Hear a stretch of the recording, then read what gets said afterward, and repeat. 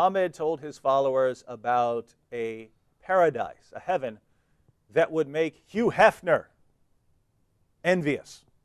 The Playboy Mansion cannot touch the paradise that supposedly awaits Muslims. And this is how Muhammad really won converts. If you join me in this life and you survive battle, you're going to take home female captives. You're going to take home the treasure of your enemies. If you die in battle, you're going to a paradise where an eternity of deflowering young virgins awaits you. Yep. Sam, tell us about the Islamic paradise. Because you people who are watching, tell me if you think this is a message from God, that this is what God has in store for people who believe in Him. Let me just read what the Quran says, how it describes these maidens of pleasure, known as huris, in paradise. What awaits the men if they are God-fearing, and they're allowed to enter paradise. Let's see what the Quran says awaits them. Chapter 55, verses 54 to 58 of the Quran. 55, verses 54, 58. I'm using the Halali Khan translation because it provides a transliteration of a key Arabic term, and in parentheses what it actually means. Reclining upon the couches, lined with silk brocade, and the fruits of the two gardens will be near at hand. These are the delights of paradise. Then which of the blessings of your Lord will you both, meaning jinns and men, and by the way, it's not just men, it's also genies, they'll be there, deny? Which of the blessings will you deny, you genies and men? Wherein, inside will be those maidens restraining their glances upon their husbands. They're only going to look upon their husbands. Now note, this means that people are going to still get married in paradise. Whom no man or jinn, and now this is the Arabic word that they provide, yet mithunna. Now what does that mean, yet mithunna? You don't need to guess. I'm simply reading their translation of the term. No man or jinn has opened their hymens with sexual intercourse before them. Implication, these women are virgins, but then the men and genies who will marry them will then deflower them, break their hymens. And according to some traditions, they'll return virginal again. So for all eternity, the men and the genies will be busy deflowering virgins who will then go back to virginal so that they can be deflowered over and over and over again for all eternity.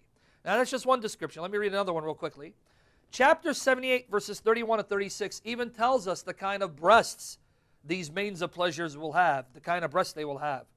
78, 31 to 36.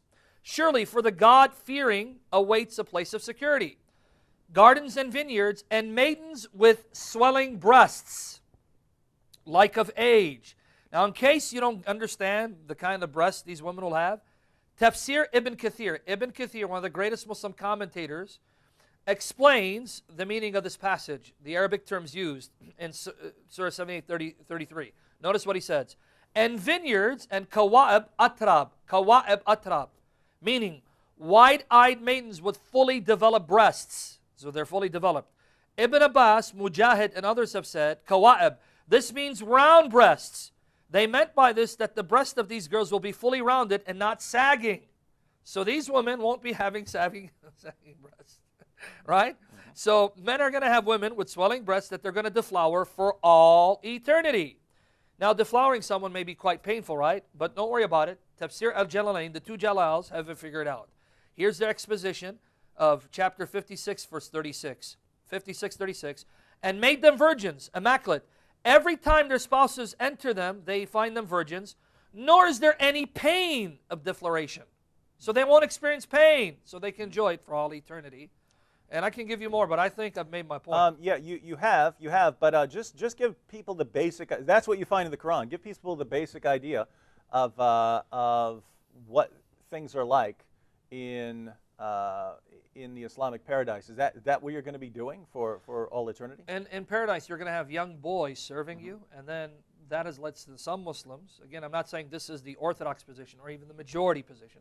At least one Muslim inferred from that these young boys will also be for sexual pleasure.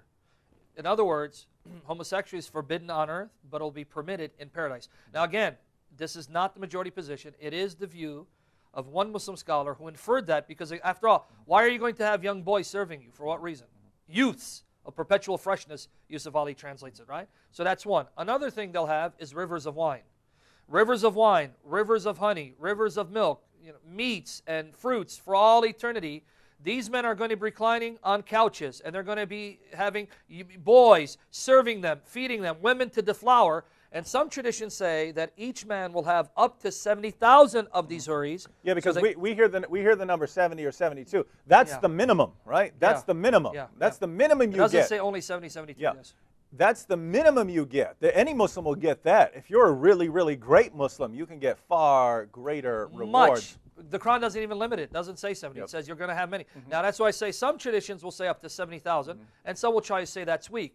But the fact is, nowhere in the hadith is it limited to only 70. There are hadiths that say 70, but it doesn't say only 70. And the Quran nowhere limits it to even 70.